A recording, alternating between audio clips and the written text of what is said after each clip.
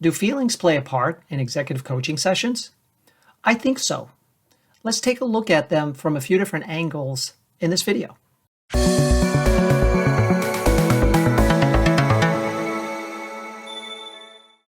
I'm frequently asked by participants in our executive coach training and certification programs if feelings and emotions have a part in executive coaching conversations.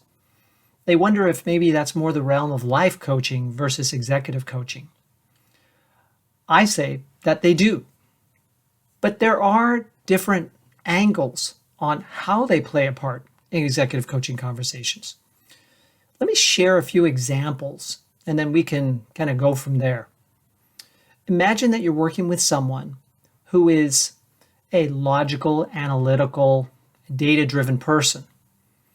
They may not spend a lot of time thinking or talking about their feelings. They have them. They just don't spend a lot of time talking about them and may not believe that they necessarily need to be a part of the executive coaching conversation. I had a client who was similar to this description. They had a situation on their hands that was very challenging. They had a mid-level manager reporting to them, and they were having a bad relationship with that person. I mean, I'll just characterize it like that.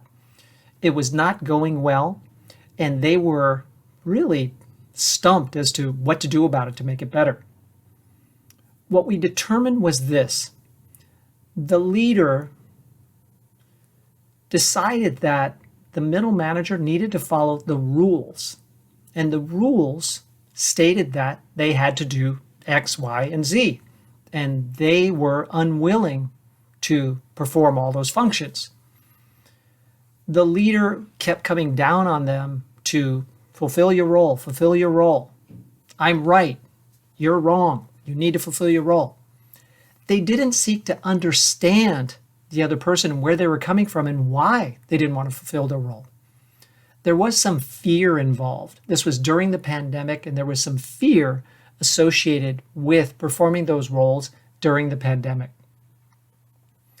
Once the leader got this idea that, insisting on my rightness is actually getting in the way of developing a better working relationship with this person because I'm not spending any time trying to understand them and where they're coming from, which is more of a feeling-based conversation. I need to understand why they feel afraid to fulfill their role.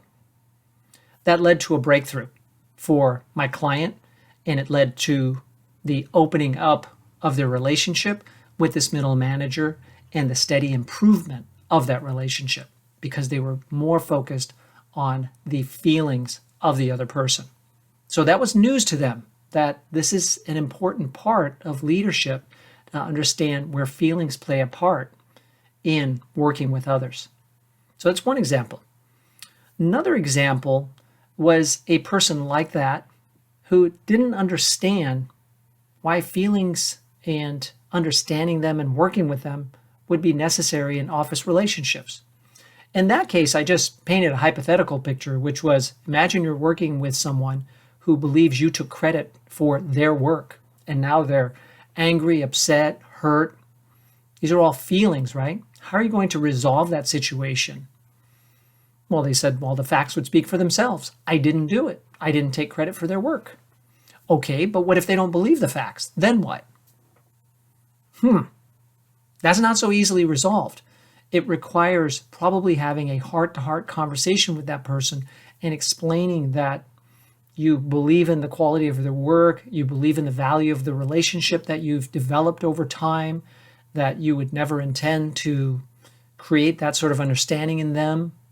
You take it very seriously, and you want to work on repairing the relationship because obviously the person is aggrieved and there seems to be some basis for it. And so you'd like to understand how they came to feel that way.